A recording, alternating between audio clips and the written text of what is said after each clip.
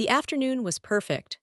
A deeper stillness possessed the air, and the glitter of the American autumn was tempered by a haze which diffused the brightness without dulling it.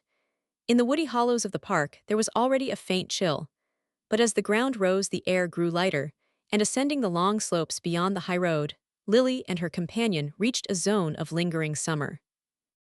The path wound across a meadow with scattered trees.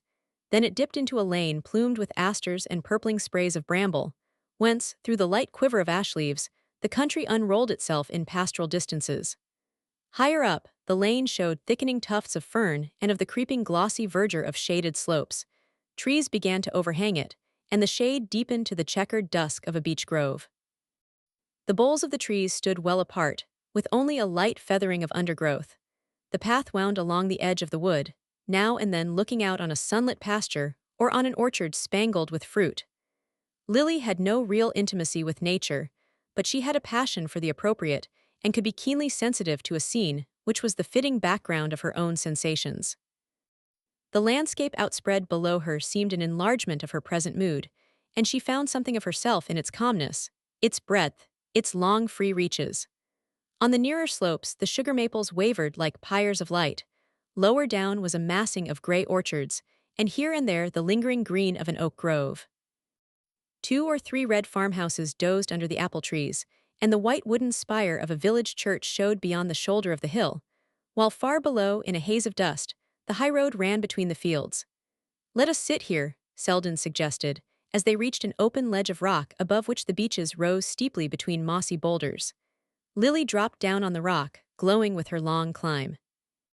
She sat quiet, her lips parted by the stress of the ascent, her eyes wandering peacefully over the broken ranges of the landscape. Selden stretched himself on the grass at her feet, tilting his hat against the level sun rays, and clasping his hands behind his head, which rested against the side of the rock. He had no wish to make her talk. Her quick-breathing silence seemed a part of the general hush and harmony of things. In his own mind there was only a lazy sense of pleasure, veiling the sharp edges of sensation as the September haze veiled the scene at their feet.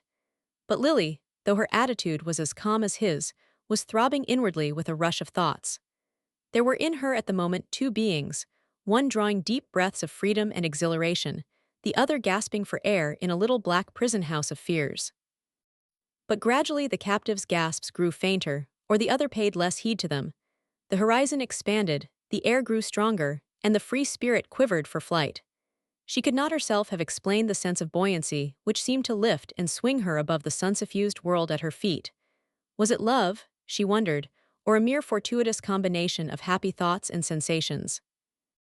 How much of it was owing to the spell of the perfect afternoon, the scent of the fading woods, the thought of the dullness she had fled from? Lily had no definite experience by which to test the quality of her feelings.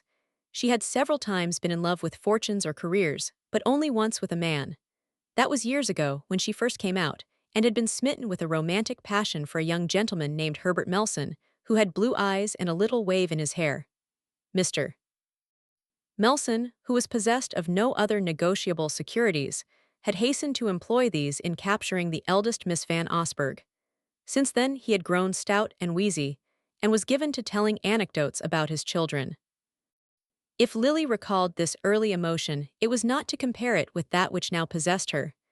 The only point of comparison was the sense of lightness, of emancipation, which she remembered feeling in the whirl of a waltz or the seclusion of a conservatory during the brief course of her youthful romance. She had not known again till today that lightness, that glow of freedom, but now it was something more than a blind groping of the blood. The peculiar charm of her feeling for Selden was that she understood it. She could put her finger on every link of the chain that was drawing them together. Though his popularity was of the quiet kind, felt rather than actively expressed among his friends, she had never mistaken his inconspicuousness for obscurity. His reputed cultivation was generally regarded as a slight obstacle to easy intercourse, but Lily, who prided herself on her broad-minded recognition of literature and always carried an Omar Khayyam in her traveling bag, was attracted by this attribute, which she felt would have had its distinction in an older society. It was, moreover, one of his gifts to look his part, to have a height which lifted his head above the crowd, and the keenly modeled dark features which, in a land of amorphous types, gave him the air of belonging to a more specialized race, of carrying the impress of a concentrated past. Expansive persons found him a little dry, and very young girls thought him sarcastic. But this air of friendly aloofness, as far removed as possible from any assertion of personal advantage, was the quality which piqued Lily's interest. Everything about him accorded with the fastidious element in her taste, even to the light irony with which he surveyed what seemed to her most sacred. She admired him most of all perhaps for being able to convey as distinct a sense of superiority as the richest man she had ever met. It was the unconscious prolongation of this thought which led her to say presently, with a laugh, "I have broken 2 engagements for you today. How many have you broken for me?" "None," said Selden calmly. "My only engagement at Bellamont was with you." She glanced down at him, faintly smiling. "Did you really come to Bellamont to see me?" "Of course I did." Her look deepened meditatively. "Why?" she murmured, with an accent which took all tinge of coquetry from the question. "Because you're such a wonderful spectacle, I always like to see what you are doing." "How do you know what I should be doing if you were not here?" Selden smiled. "I don't flatter myself that my coming has deflected your course of action by a hair's breadth. That's absurd, since, if you were not here, I could obviously not be taking a walk with you." "No, but your taking a walk with me is only another way of making use of your material. You are an artist, and I happen to be the bit of color you are using today.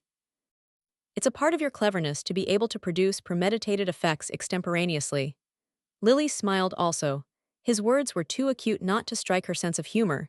It was true that she meant to use the accident of his presence as part of a very definite effect, or that, at least, was the secret pretext she had found for breaking her promise to walk with Mr. Gryce. She had sometimes been accused of being too eager. Even Judy Trenner had warned her to go slowly. Well, she would not be too eager in this case. She would give her suitor a longer taste of suspense. Where duty and inclination jumped together, it was not in Lily's nature to hold them asunder. She had excused herself from the walk on the plea of a headache, the horrid headache which in the morning had prevented her venturing to church. Her appearance at luncheon justified the excuse. She looked languid, full of a suffering sweetness. She carried a scent bottle in her hand. Mr. Gryce was new to such manifestations. He wondered rather nervously if she were delicate, having far-reaching fears about the future of his progeny. But sympathy won the day, and he besought her not to expose herself. He always connected the outer air with ideas of exposure. Lily had received his sympathy with languid gratitude, urging him, since she should be such poor company, to join the rest of the party who, after luncheon, were starting in automobiles on a visit to the Van Osbergs at Peekskill. Mr. Gryce was touched by her disinterestedness, and to escape from the threatened vacuity of the afternoon, had taken her advice and departed mournfully, in a dust hood and goggles. As the motorcar plunged down the avenue, she smiled at his resemblance to a baffled beetle. Selden had watched her maneuvers with lazy amusement. She had made no reply to his suggestion that they should spend the afternoon together, but as her plan unfolded itself, he felt fairly confident of being included in it. The house was empty when at length he heard her step on the stair and strolled out of the billiard room to join her. She had on a hat and walking dress, and the dogs were bounding at her feet. "I thought, after all, the air might do me good," she explained, and he agreed that so simple a remedy was worth trying. The excursionists would be gone at least 4 hours. Lily and Selden had the whole afternoon before them, and the sense of leisure and safety gave the last touch of lightness to her spirit. With so much time to talk, and no definite object to be led up to, she could taste the rare joys of mental vagrancy. She felt so free from ulterior motives that she took up his charge with a touch of resentment. "I don't know," she said, "why you are always accusing me of premeditation. I thought you confessed to it. You told me the other day that you had to follow a certain line, and if one does a thing at all, it is a merit to do it thoroughly. If you mean that a girl who has no one to think for her is obliged to think for herself, I am quite willing to accept the imputation. But you must find me a dismal kind of person if you suppose that I never yield to an impulse." "Ah, but I don't suppose that. Have I told you that your genius lies in converting impulses into intentions?" "My genius," she echoed with a sudden note of weariness. "Is there any final test of genius but success? And I certainly haven't succeeded." Selden pushed his hat back and took a side glance at her. "Success? What is success?" "I shall be interested to have your definition." "Success," she hesitated, Why, to get as much as one can out of life, I suppose. It's a relative quality after all. Isn't that your idea of it? My idea of it, God forbid. He sat up with sudden energy, resting his elbows on his knees and staring out upon the mellow fields. My idea of success, he said, is personal freedom. Freedom. Freedom from worries. From everything, from money, from poverty, from ease and anxiety, from all the material accidents. To keep a kind of republic of the spirit, that's what I call success. She leaned forward with a responsive flash. I know it's strange, but that's just what I've been feeling today. He met her eyes with the latent sweetness of his. Is the feeling so rare with you? He said. She blushed a little under his gaze. You think me horribly sordid, don't you? But perhaps it's rather that I never had any choice. There was no one, I mean, to tell me about the Republic of the Spirit. There never is. It's a country one has to find the way to one's self. But I should never have found my way there if you hadn't told me. Ah, there are signposts, but one has to know how to read them. Well, I have known, she cried with a glow of eagerness. Whenever I see you, I find myself spelling out a letter of the sign, and yesterday, last evening at dinner, I suddenly saw a little way into your republic. Selden was still looking at her, but with a changed eye. Hitherto he had found, in her presence and her talk, the aesthetic amusement which a reflective man is apt to seek in desultory intercourse with pretty women. His attitude had been one of admiring spectatorship, and he would have been almost sorry to detect in her any emotional weakness which should interfere with the fulfillment of her aims. But now the hint of this weakness had become the most interesting thing about her. He had come on her that morning in a moment of disarray. Her face had been pale and altered, and the diminution of her beauty had lent her a poignant charm. That is how she looks when she is alone, had been his first thought, and the second was to note in her the change which his coming produced.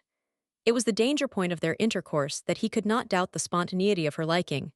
From whatever angle he viewed their dawning intimacy, he could not see it as part of her scheme of life. And to be the unforeseen element in a career so accurately planned was stimulating, even to a man who had renounced sentimental experiments. Well, he said, did it make you want to see more? Are you going to become one of us? He had drawn out his cigarettes as he spoke, and she reached her hand toward the case. Oh, do give me one, I haven't smoked for days. Why such unnatural abstinence? Everybody smokes at Bellamont. Yes, but it is not considered becoming in a June Phil A. Marrier, and at the present moment I am a June Phil A. Marrier. Ah, then I'm afraid we can't let you into the Republic. Why not? Is it a celibate order? Not in the least, though I'm bound to say there are not many married people in it. But you will marry someone very rich, and it's as hard for rich people to get into as the kingdom of heaven.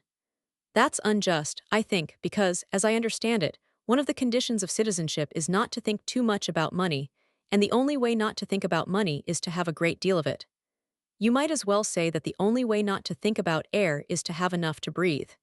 That is true enough in a sense, but your lungs are thinking about the air if you are not.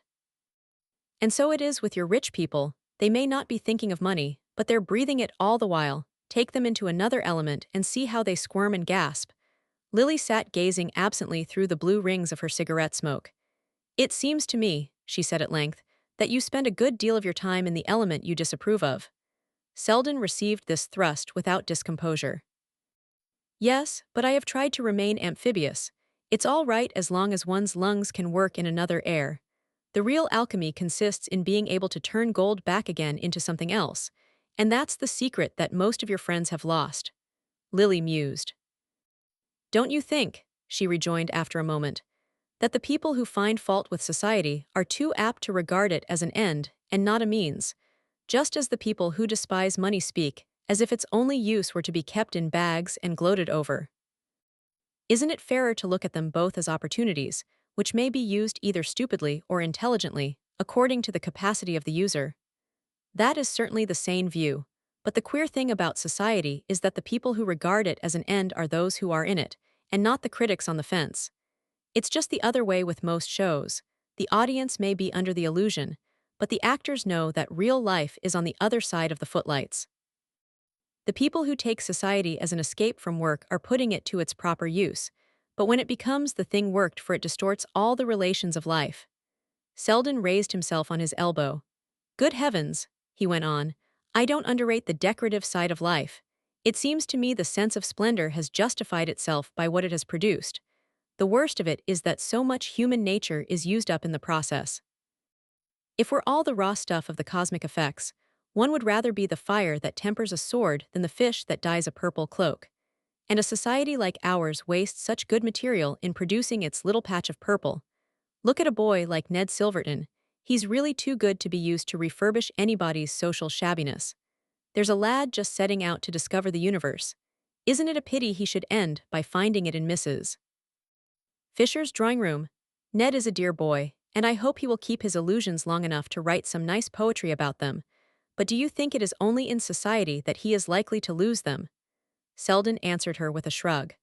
Why do we call all our generous ideas illusions, and the mean ones truths? Isn't it a sufficient condemnation of society to find one's self accepting such phraseology? I very nearly acquired the jargon at Silverton's age, and I know how names can alter the color of beliefs. She had never heard him speak with such energy of affirmation. His habitual touch was that of the eclectic, who lightly turns over and compares, and she was moved by this sudden glimpse into the laboratory where his faiths were formed. Ah, you are as bad as the other sectarians, she exclaimed. Why do you call your republic a republic? It is a closed corporation, and you create arbitrary objections in order to keep people out. It is not my republic. If it were, I should have a coup d'etat and seat you on the throne. Whereas, in reality, you think I can never even get my foot across the threshold. Oh, I understand what you mean. You despise my ambitions, you think them unworthy of me. Selden smiled, but not ironically. Well, isn't that a tribute? I think them quite worthy of most of the people who live by them. She had turned to gaze on him gravely. But isn't it possible that, if I had the opportunities of these people, I might make a better use of them? Money stands for all kinds of things. Its purchasing quality isn't limited to diamonds and motor cars. Not in the least. You might expiate your enjoyment of them by founding a hospital. But if you think they are what I should really enjoy, you must think my ambitions are good enough for me. Selden met this appeal with a laugh. Ah, my dear Miss Bart, I am not divine providence to guarantee you're enjoying the things you are trying to get. Then the best you can say for me is that after struggling to get them, I probably shan't like them. She drew a deep breath. What a miserable future you foresee for me. Well, have you never foreseen it for yourself? The slow color rose to her cheek, not a blush of excitement but drawn from the deep wells of feeling. It was as if the effort of her spirit had produced it. Often and often, she said, but it looks so much darker when you show it to me. He made no answer to this exclamation, and for a while they sat silent, while something throbbed between them in the wide quiet of the air. But suddenly she turned on him with a kind of vehemence. Why do you do this to me? She cried. Why do you make the things I have chosen seem hateful to me, if you have nothing to give me instead? The words roused Selden from the musing fit into which he had fallen. He himself did not know why he had led their talk along such lines. It was the last use he would have imagined himself making of an afternoon's solitude with Miss Bart. But it was one of those moments when neither seemed to speak deliberately, when an indwelling voice in each called to the other across unsounded depths of feeling. No, I have nothing to give you instead, he said, sitting up and turning so that he faced her. If I had, it should be yours, you know. She received this abrupt declaration in a way even stranger than the manner of its making. She dropped her face on her hands, and he saw that for a moment she wept. It was for a moment only, however, for when he leaned nearer and drew down her hands with a gesture less passionate than grave, she turned on him a face softened but not disfigured by emotion, and he said to himself, somewhat cruelly, that even her weeping was an art. The reflection steadied his voice as he asked, between pity and irony, Isn't it natural that I should try to belittle all the things I can't offer you? Her face brightened at this, but she drew her hand away, not with a gesture of coquetry, but as though renouncing something to which she had no claim. But you belittle me, don't you? She returned gently, in being so sure they are the only things I care for. Selden felt an inner start, but it was only the last quiver of his egoism. Almost at once he answered quite simply, But you do care for them, don't you? And no wishing of mine can alter that. He had so completely ceased to consider how far this might carry him that he had a distinct sense of disappointment when she turned on him a face sparkling with derision. Ah, she cried, for all your fine phrases you're really as great a coward as I am, for you wouldn't have made one of them if you hadn't been so sure of my answer. The shock of this retort had the effect of crystallizing Selden's wavering intentions. I am not so sure of your answer, he said quietly, and I do you the justice to believe that you are not either. It was her turn to look at him with surprise, and after a moment, Do you want to marry me? She asked. He broke into a laugh. No, I don't want to, but perhaps I should if you did. That's what I told you, you're so sure of me that you can amuse yourself with experiments. She drew back the hand he had regained and sat looking down on him sadly. I am not making experiments, he returned. Or if I am, it is not on you but on myself. I don't know what effect they are going to have on me, but if marrying you is one of them, I will take the risk. She smiled faintly. It would be a great risk, certainly. I have never concealed from you how great. Ah, it's you who are the coward, he exclaimed. She had risen and he stood facing her with his eyes on hers. The soft isolation of the falling day enveloped them, they seemed lifted into a finer air. All the exquisite influences of the hour trembled in their veins and drew them to each other as the loosened leaves were drawn to the earth. It's you who are the coward, he repeated, catching her hands in his. She leaned on him for a moment, as if with a drop of tired wings. He felt as though her heart were beating rather with the stress of a long flight than the thrill of new distances. Then, drawing back with a little smile of warning, I shall look hideous in dowdy clothes, but I can trim my own hats, she declared. They stood silent for a while after this, smiling at each other like adventurous children who have climbed to a forbidden height from which they discover a new world. The actual world at their feet was veiling itself in dimness, and across the valley a clear moon rose in the denser blue. Suddenly they heard a remote sound, like the hum of a giant insect, and following the high road, which wound whiter through the surrounding twilight, a black object rushed across their vision. Lily started from her attitude of absorption, her smile faded, and she began to move toward the lane. I had no idea it was so late.